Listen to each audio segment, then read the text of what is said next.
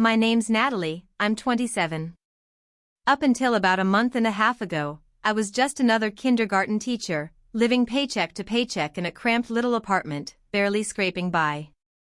Truth is, my grandparents were more like parents to me than my actual mom and dad ever were. They had money, yes, but they were modest people who cared more about integrity than appearances. When they were killed in that horrific car accident, I was broken. A few days later, I sat in a lawyer's office and heard words that changed everything. They had left everything to me, an estate worth $26 million. That was the moment the family who rarely visited suddenly acted like they were entitled to it all. I stood my ground. If you've ever wanted proof that money exposes people's true nature, you're about to see it. Quick pause, before I go on, tell me in the comments where you're watching from. And if stories about standing your ground against family manipulation interest you, hit like and subscribe for more. Growing up, my parents were physically there but emotionally absent. My father, Richard, was married to his career, working 60+ hours a week climbing the corporate ladder. My mother, Diane, was always networking, polishing her social image. Dinner as a family was rare, and when it did happen, they were glued to work calls or planning their next event. They gave me the basics: food, clothes, school, but affection and guidance? That was in short supply. From the time I was 5, my grandparents, Elizabeth and Harold, became my safe haven. I spent every weekend and summer at their warm, 4-bedroom home. Despite their wealth, they lived simply. Grandpa Harold grew vegetables in the garden, teaching me how to plant tomatoes and zucchini. Grandma Elizabeth baked cookies with me, taught me how to sew, and cheered at every school play and soccer match my parents missed. They had built their fortune from scratch, starting a tiny logistics company in their garage back in the 70s. By the time I was born, Alexander Logistics had grown into a regional giant with hundreds of trucks and multiple warehouses. But you'd never know they were millionaires. Grandpa drove the same beat-up pickup for decades. Grandma still clipped coupons and bought things on sale. They'd always tell me, money is just a tool, Natalie, not the measure of who you are. Use it to create, not to impress. That mindset is exactly what drove a wedge between them and my dad. Being their only son, he thought he'd inherit everything and live the good life. He called them cheap, old-fashioned, stingy, when in truth, they were teaching lessons he didn't want to learn. They paid for his college, but expected him to work summers. They gave him help for a modest starter home, but not the luxury condo he demanded. The final straw came when he insisted on a senior role at their company, despite having no experience. They refused, saying he'd have to earn it like anyone else. He stormed off, found a corporate job, and their relationship never healed. With me, things were different. They paid for my education so I wouldn't drown in debt, but they encouraged me to follow passion instead of profit. When I chose teaching over a high-paying career, they supported me fully. Even as an adult, I stayed close. Weekly Sunday dinners, helping them with smartphones, learning family recipes, listening to their stories. Holidays? Always spent at their house, never with my parents, which infuriated my mom, who saw it as betrayal. I lived in a tiny one-bedroom near them, furnished with second-hand pieces, filled with plants.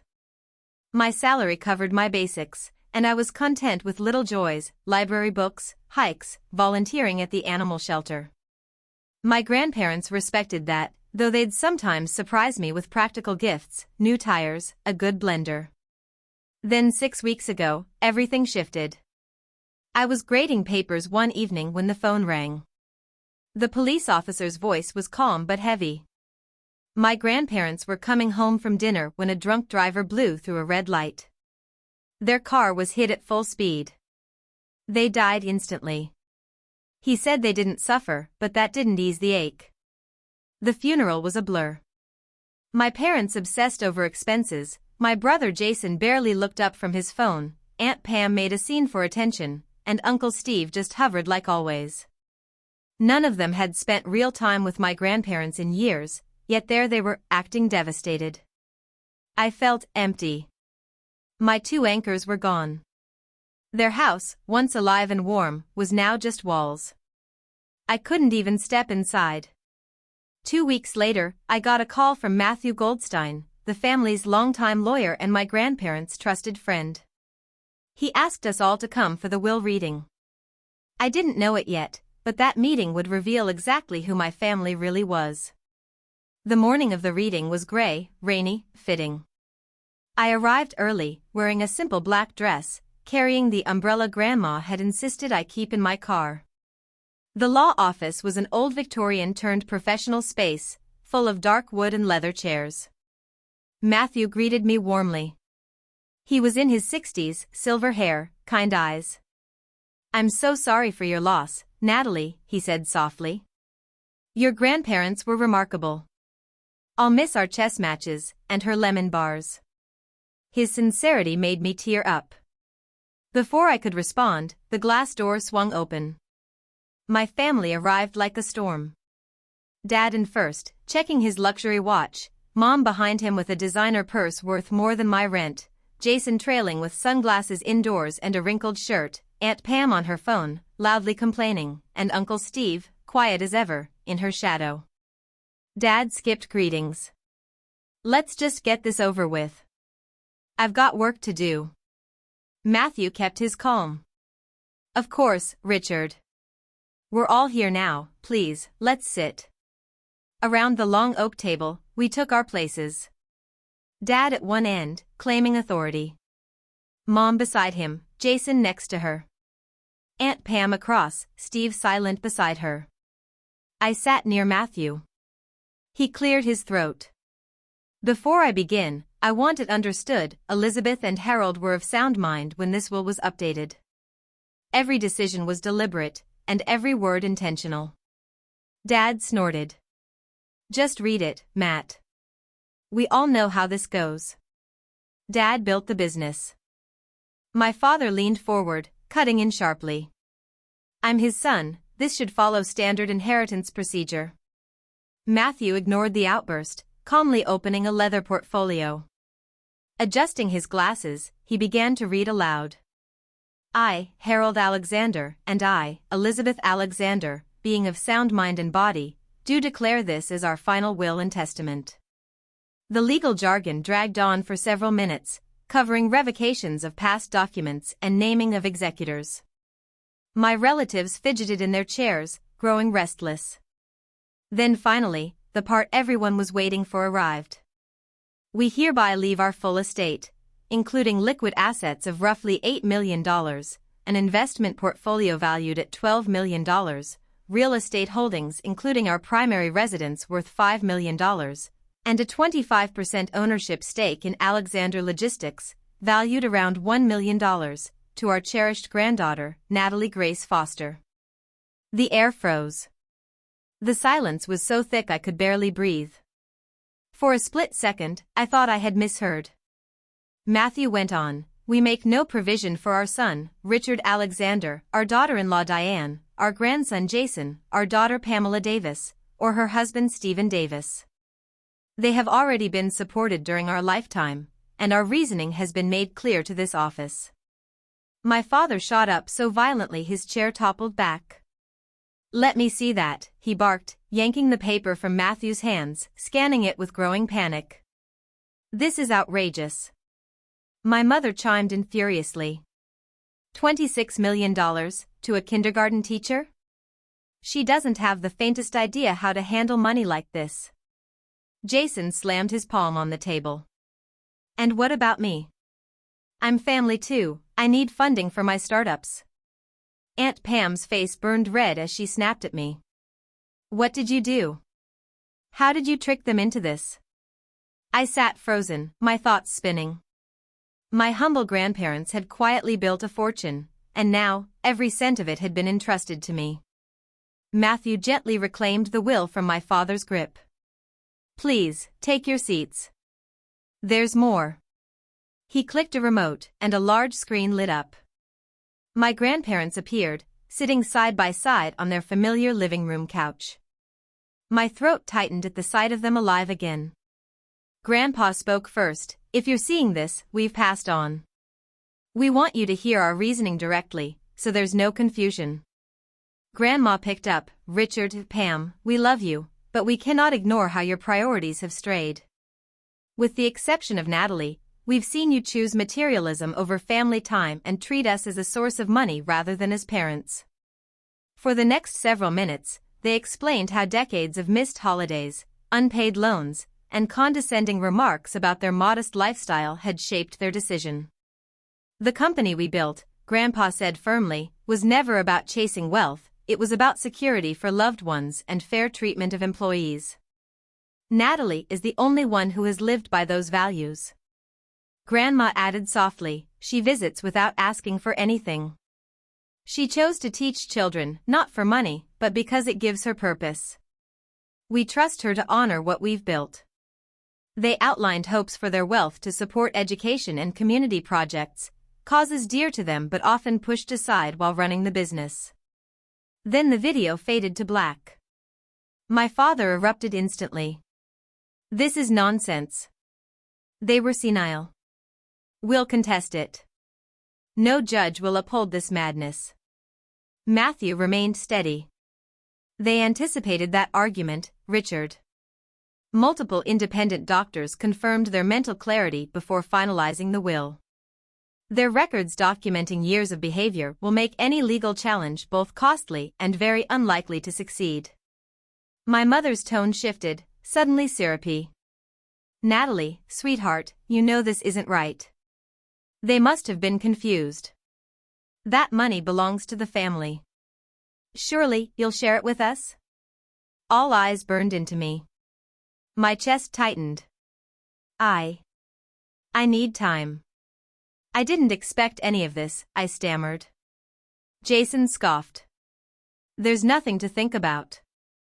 That money should be divided fairly, or managed by someone with real business sense, he said, shooting a glance at my father. The room spiraled into shouting until Matthew touched my arm gently. You don't need to decide today, Natalie. My office will handle the immediate estate matters. He handed me a thick envelope.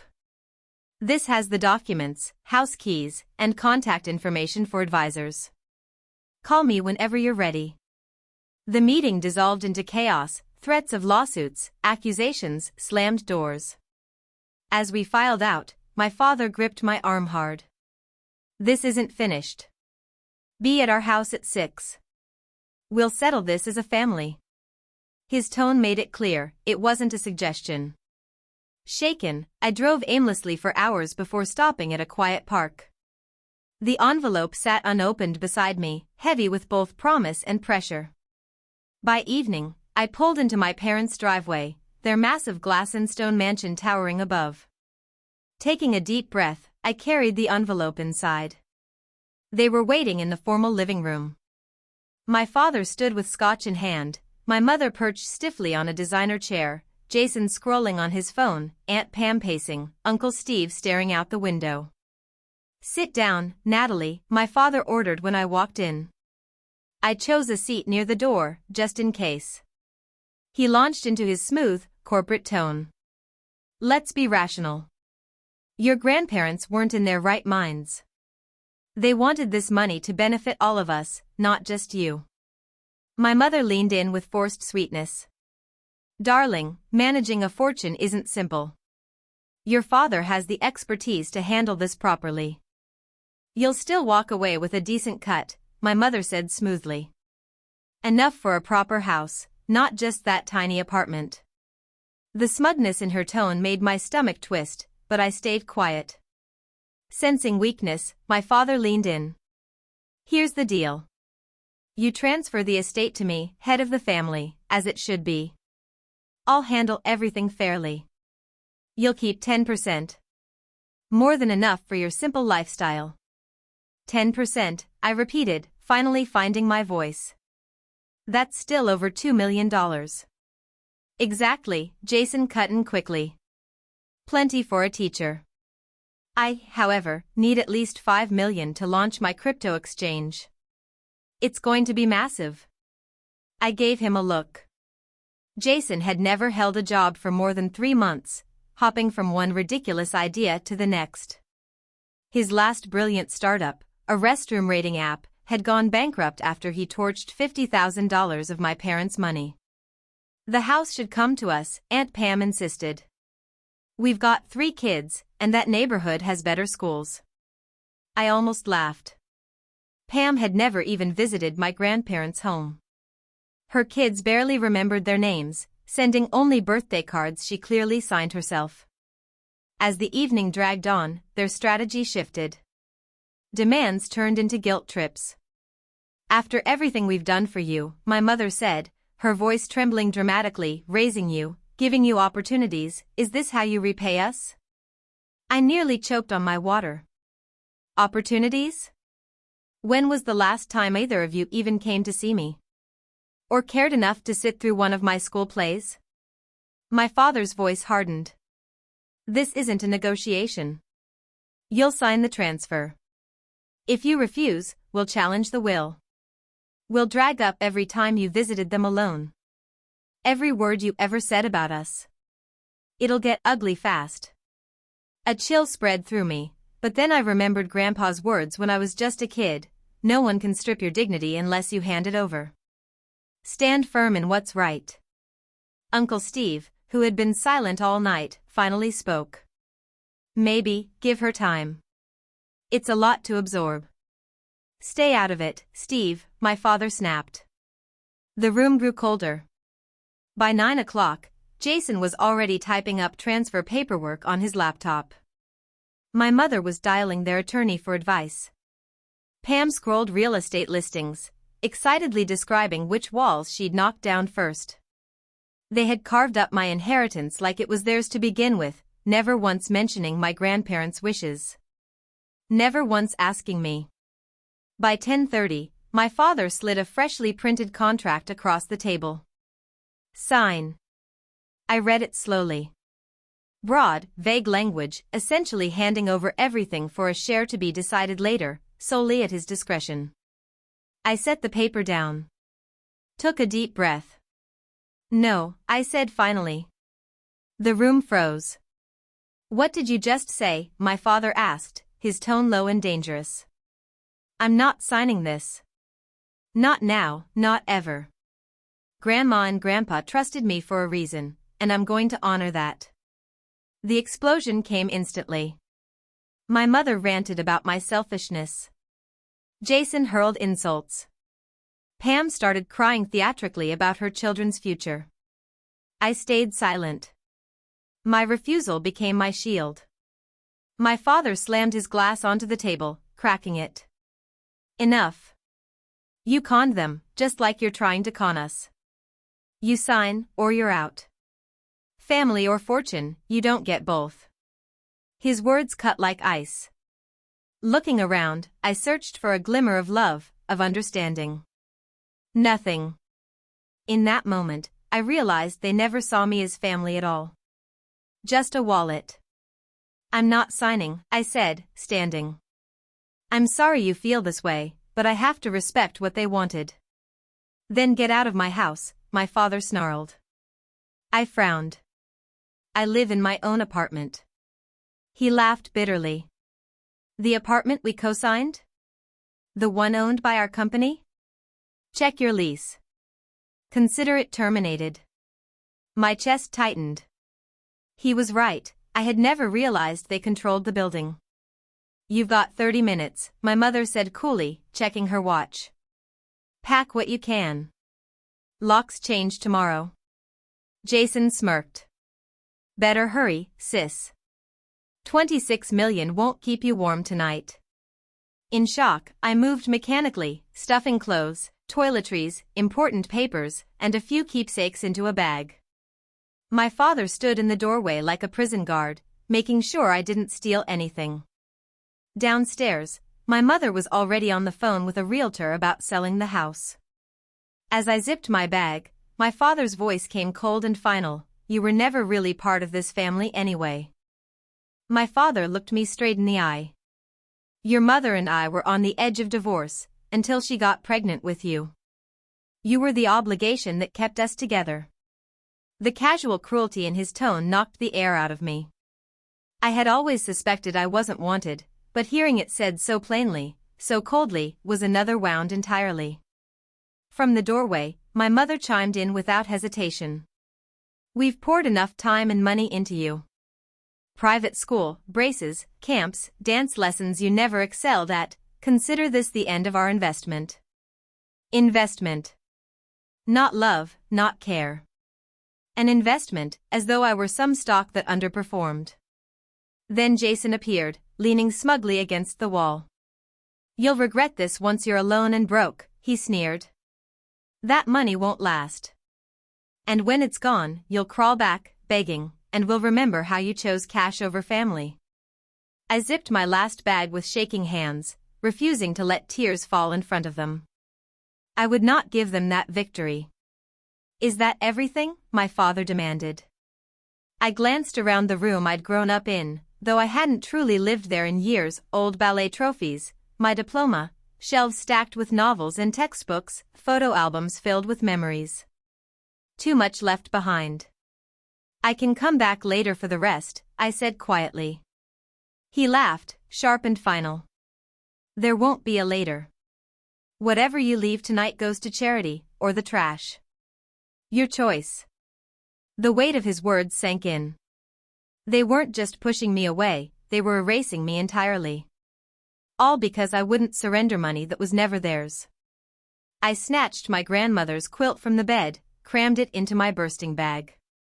That piece of her, at least, I would not abandon. With 3 bags across my shoulders and another clutched in my hand, I made my way downstairs. No one offered help. At the door, I turned back. My family stood lined up, faces frozen in anger, disdain, and smug satisfaction. "You might have money now," my mother said. "But family is forever. You'll realize what you've thrown away." I swallowed hard. "I'm not the one discarding family. You are." Then I stepped out into the cool night, the door slamming behind me like a final verdict. Standing by my car, it all hit at once. I was homeless. My apartment wasn't mine anymore. My parents had disowned me. In a single night, I had gained millions, and lost the only support system I had ever known, flawed though it was. I sank into the driver's seat and broke down. Sobs racked me, shaking my entire body. I cried for my grandparents, for the family I had wanted but never truly had. Mostly, I cried for myself, the drift and unwanted. When the tears finally slowed, I remembered the envelope Matthew had given me. Inside was a familiar rabbit-shaped keychain with a set of keys, my grandparents' house. Mine now. The drive took 20 minutes. Each mile was heavy, pulling me closer to comfort yet reminding me of unbearable loss. The porch light glowed faintly, set on the timer my grandfather had arranged. I sat in the driveway, gathering strength, before stepping inside. The house smelled the same, my grandmother's lemon verbena potpourri mixed with the wood polish my grandfather used each Sunday. I flicked on the lights, half expecting them to call out from the kitchen. But silence answered. I carried a bag to the guest room I always used. Everything was frozen in time. The book I'd left on the nightstand still marked at the halfway point, fresh towels neatly folded by my grandmother. She had been expecting me to come back. The thought broke me all over again. I collapsed on the bed and cried until exhaustion dragged me into sleep. Morning light woke me with cruel brightness. For a fleeting second, I expected to smell coffee brewing, to hear my grandfather's off-key whistle. But reality crashed in, they were gone. And in their absence, they had left me both a fortune and enemies wearing the faces of my own family. My phone buzzed relentlessly with missed calls and texts. My mother's messages swung between fake sympathy and manipulation. "We can work this out if you're reasonable." My father was harsher. "You have 24 hours before we file suit." Jason sent one chilling line, "Enjoy the big empty house." Not for long. That one made my skin crawl. I forwarded it to Matthew.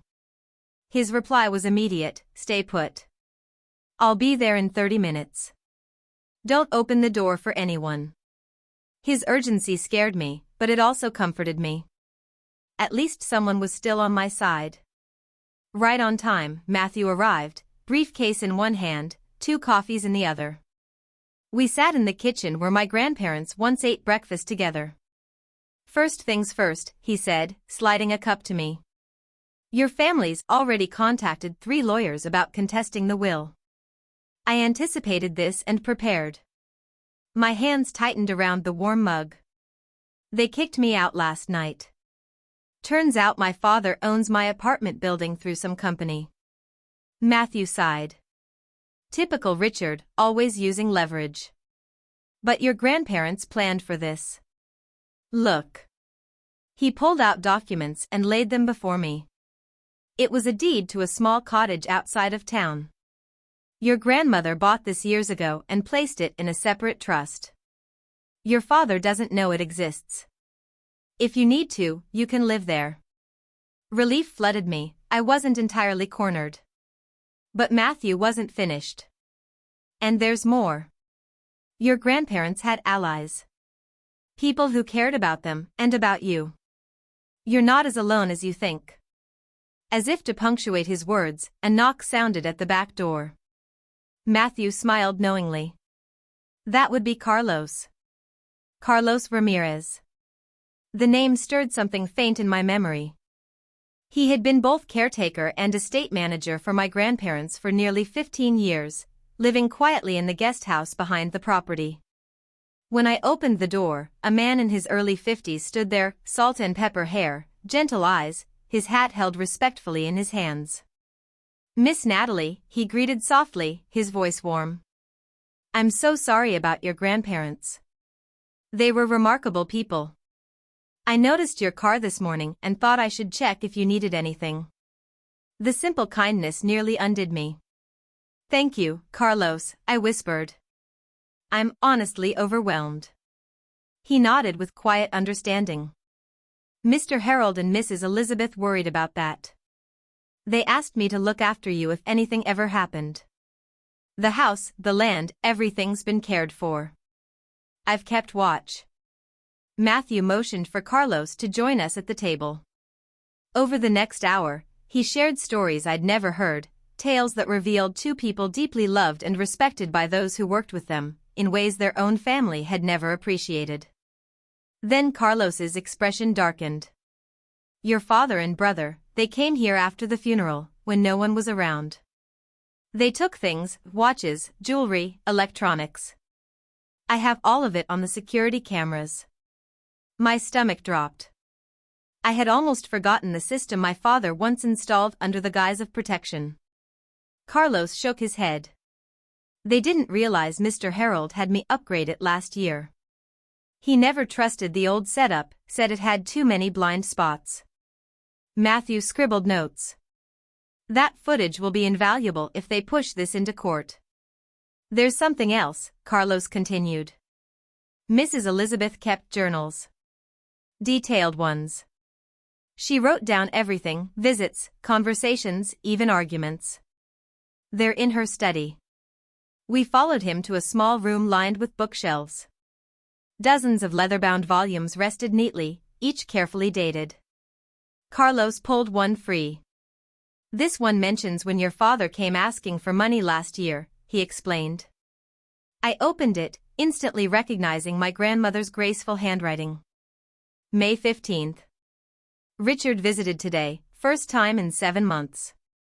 No inquiries about our health, just a pitch about a cryptocurrency scheme requiring $250,000. When Harold declined, Richard grew angry, accused us of favoring Natalie, claimed we were blind to her intentions. Completely false. She's never asked us for money, doesn't know our finances, brings dinner every Sunday, stays to share a meal." Richard left without finishing his coffee. Harold was upset. Page after page told the same story, my father demanding, my brother proposing reckless ventures, my mother making veiled comments about their embarrassing lifestyle.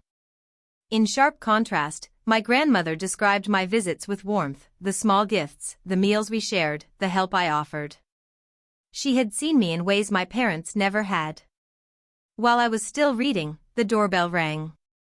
Carlos returned with an older woman in a simple dress and cardigan. Dorothy Reynolds, he introduced. Your grandparents' housekeeper for 20 years. Dorothy embraced me tightly. You look just like Elizabeth did when she was young. She was so proud of you. Through the afternoon, more people came. Rosa Martinez, their longtime business partner, offering guidance with the company's affairs. George Patel, their financial advisor, carrying organized portfolios detailing every asset. Sarah Johnson, the neighbor who'd watched me grow up, arriving with a casserole and warm stories of block parties and holidays. Each arrival brought not only information, but affection. They had loved my grandparents, and by extension, they cared for me. While going through my grandmother's desk, Dorothy discovered a hidden compartment filled with letters from my father, decades of requests for money, sometimes laced with veiled threats about cutting me off if they refused. Alongside was a USB drive, footage of my mother rifling through jewelry right after the funeral, pocketing pieces under the claim that Elizabeth would have wanted her to have them. It became clear, my grandparents had anticipated this, documenting everything, building a shield of evidence as carefully as they built their fortune. By late afternoon, while Matthew guided me through the dense financial documents, my phone buzzed. A text from Jason. Hope you're enjoying the house while it lasts. Tomorrow at 10 a.m., Dad, Mom, Aunt Pam, Uncle Steve, and I are coming to take what belongs to us. Don't get in the way, or things will get ugly. I showed Matthew. His jaw tightened. Threats. Possible break-in. It's time to put the last part of your grandparents' plan into motion. He made a flurry of phone calls, speaking in clipped, careful words about evidence and meetings. Then he looked at me with quiet determination. Your grandparents knew this day would come. They prepared for it. Tomorrow morning, we'll be ready. Tonight, though, you need to understand what you're protecting. He gestured at the pile of journals and files spread across the table. Their true legacy wasn't just wealth. It was trust. Respect. Community. That's what they've passed on to you. When the others left that evening, all except Carlos, who stayed in the guest house, a calm resolve settled over me. I wasn't alone. My grandparents had given me more than money, they'd surrounded me with allies. I read late into the night, getting to know them in a new way through their words and plans. For the first time since the will was read, I felt capable of carrying their legacy. I would not fail them. Just before bed, another text from Jason appeared. Better sleep with one eye open, sis. Tomorrow you'll learn what happens when someone steals from this family. Instead of fear, resolve hardened within me. Tomorrow would show what happens when people try to steal from family, but not in the way Jason imagined. The next morning, I woke early. By 8 a.m., Matthew had arrived with pastries and a stack of legal documents. Restraining orders ready to file, and cease and desists addressing Jason's threats, he explained. Dorothy came soon after, taking over the kitchen. The smell of fresh coffee and sizzling bacon filled the house, an oddly comforting normalcy before the storm about to break. By 9:30, the house was already alive with quiet energy. Friends of my grandparents filled the rooms, each taking their place with calm determination. Carlos stood firmly at the front door, watchful and steady, a silent shield. At the dining table, Rosa Martinez opened her laptop, prepared to present financial records if it came to that. In the kitchen, Dorothy moved about briskly, offering coffee and breakfast as though her very presence carried the warmth of my grandparents' hospitality. At 9:45 sharp, the rumble of engines echoed up the driveway. First came my father's black luxury sedan, followed closely by my mother's white SUV. Behind them, Aunt Pam and Uncle Steve pulled in with their flashy red convertible, and finally, Jason's absurd sports car, paid for only because my parents covered his rent. They're early, Matthew murmured, eyes narrowing. Trying to catch us unprepared. The pounding on the door was immediate, impatient. Carlos opened it at Matthew's nod. My father stood at the threshold, caught off guard to see someone else answering. Clustered behind him, the rest of my family wore expressions ranging from smug to openly hostile. "Where is Natalie?" my father barked. "This is family business." Carlos didn't flinch. "Miss Natalie is expecting you. Please, come in." They entered the foyer, slowing when they noticed the assembled group waiting in the living room. I stood at the center, Matthew positioned slightly behind me. "What is this?" my mother demanded, her tone sharp. "You've dragged outsiders into a private matter." Before I could reply, the door opened again. 3 figures stepped inside: Judge Robert Henderson, tall and dignified in his 70s, Police Chief Maria Williams, a longtime family friend whose daughter's education had been funded by my grandparents' foundation, and finally, Thomas Jang, their trusted financial advisor for more than 2 decades. Color drained from my father's face at the sight of Judge Henderson. Years ago, the man had ruled against him in a business case he had tried, and failed, to sway with influence. "Robert," my father forced a hollow smile. "What a surprise." The judge's gaze was stern. "I am here at the request of Harold and Elizabeth Alexander, through their attorney. They asked that I serve as impartial witness in any disputes following their passing." My mother turned sharply toward Chief Williams. "This is absurd. We came only to collect heirlooms that belong to us. Why involve law enforcement?" Chief Williams smiled thinly. "I'm here as a friend. Unless, of course, someone breaks the law. Then my duties shift." The warning hung heavy. At that moment, the back door opened, and 6 more people filed in, longtime employees of my grandparents' company. They formed a semicircle behind me, faces resolute. "You have got to be kidding," Jason muttered. "Is this supposed to scare us?" I stepped forward, finding strength in the circle around me. "I know why you're here. You believe you're entitled to their estate, no matter their wishes. You think intimidation will get you what you want." My father's jaw tightened. They were manipulated. "We're here to correct that injustice." Thomas Jang stepped in, voice even. "Richard, I have records of every attempt you've made to access their assets over the last 20 years. He opened a folder. Unauthorized transfers in 2016. The forged check in 2018. And your petition to declare Elizabeth incompetent when she refused to fund Jason's failed crypto scheme last year." My father stammered. "That is taken out of context." Rosa Martinez lifted her tablet. "And the company loan from 2012, $200,000 for your Aspen vacation home. Never repaid."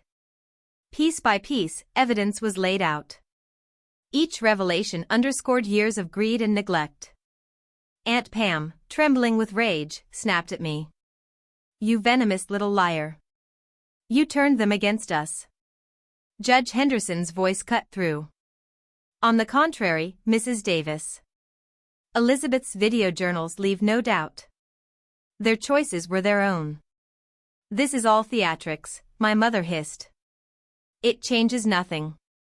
We'll contest the will. And we will win." Matthew stepped forward calmly, handing out thick envelopes. "Inside you'll find records, texts, emails, bank statements, surveillance footage. Should you contest, all of it becomes public record. I recommend you read before deciding."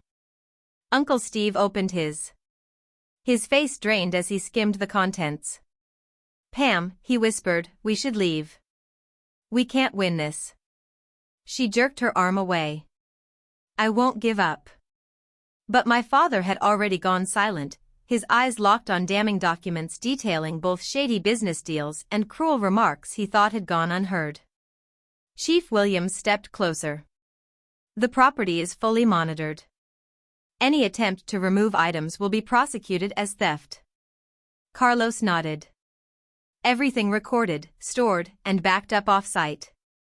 I moved to the sideboard, picking up a stack of prepared papers. "These," I said, handing them to Jason, "are cease and desist orders regarding your threats." I passed another to my father. And here, acknowledgement of the items you stole after the funeral.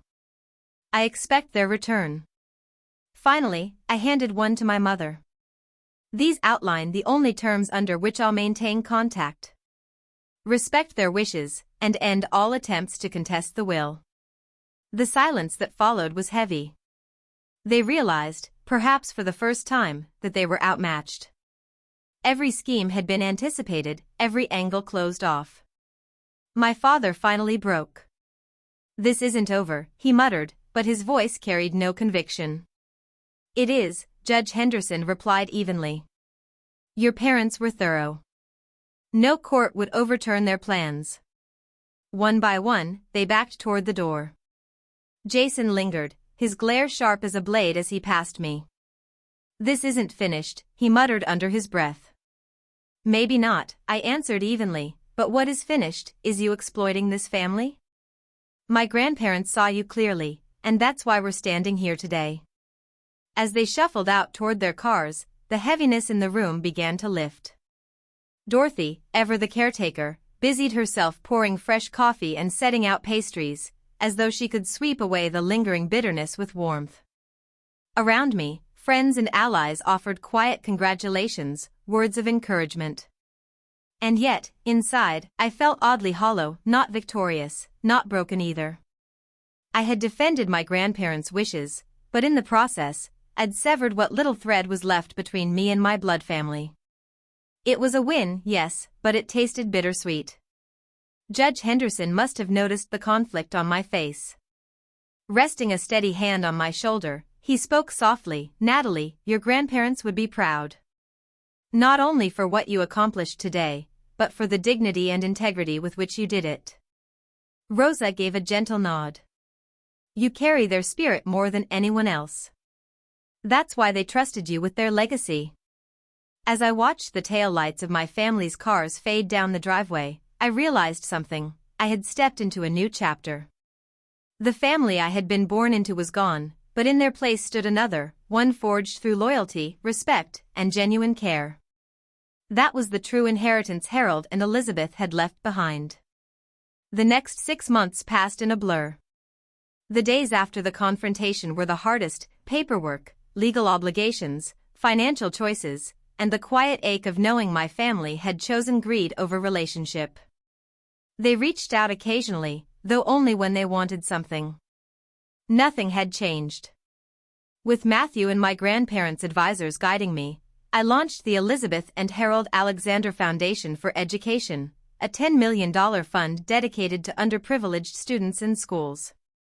The focus was on arts programs and vocational training, the very areas my grandparents always championed. Despite the fortune, I returned to my kindergarten classroom. Many were surprised I didn't walk away from teaching, but the classroom was where I belonged. At Sunshine Elementary, I used my resources to bring in books, art supplies, technology, things the school could never have afforded. Every child had access to snacks, coats for the winter, and opportunities they otherwise might have missed. Small gestures for me, life-changing for them. Meanwhile, Rosa mentored me in the basics of running Alexander Logistics. I wasn't involved in day-to-day operations, but I safeguarded my grandparents' core values: employee profit sharing, strong retirement plans, and fair wages. The business thrived, sustaining more than 100 families in our town. The old house also began to feel alive again. Slowly, I transitioned from the guest room into the master bedroom, though it took months before I could sleep there without guilt. With Carlos's help, we transformed the basement into a vibrant community space, hosting foundation events and after-school programs. Dorothy still came by 3 days a week, refusing to fully retire, no matter how much I urged her to. My family's calls became predictable. My father hinted at loans when his company faltered. My mother tried to position herself for a board seat after hearing about the foundation. Jason came begging for seed money whenever his reckless ventures collapsed. Aunt Pam called around the holidays, suggesting her family deserved to celebrate together in my spacious house. Each time, I calmly pointed back to the terms I'd set. Respect my grandparents' wishes. Respect me. No financial strings. None of them could do it. Instead, I leaned into the chosen family my grandparents had nurtured. We kept up Sunday dinners, rotating hosts but often gathering in my dining room. Rosa, Matthew, Carlos and his children, Dorothy, faces that felt like home. We marked holidays, milestones, and everyday life together. One crisp autumn morning, almost identical to the day my grandparents had their accident, I finally visited their graves. I laid down fresh flowers and sat on the bench nearby. Speaking aloud, I told them what I had been holding inside. I'm trying to carry forward what you built. The foundation is already changing lives. 3 students are in college now because of you. The employees still speak of you with deep respect. I see now, it was never just about the money. It was about values, and about making a difference. The wind stirred the golden leaves around me, and I thought of my grandmother reading by the fireplace, of my grandfather teaching me to fish. The grief wasn't sharp anymore, just a tender ache. The following day, the foundation held its first major scholarship ceremony. 20 students, each receiving full college funding. Watching them walk the stage, bright-eyed and hopeful, I felt my grandparents' presence as clearly as if they were beside me. One recipient, Maria Vasquez, reminded me of myself at her age. She hugged me through tears. My parents both work 2 jobs. No one in my family has ever gone to college. This changes everything, not just for me, but for my younger siblings too. In her words, I understood the truth. My grandparents hadn't simply left behind a fortune. They had left a legacy of impact, a ripple that I was meant to carry forward. The money had exposed the worst in some people, but it had also revealed the best in others. That was the true inheritance, far richer than any dollar figure. And so I move forward, teaching, running the foundation, protecting the company's principles. The wealth amplifies my work, but it doesn't define me. My life remains simple, my weekends filled with community and service, not status or excess. My grandparents always told me, money is a tool, not a goal. Now, at last, I understand.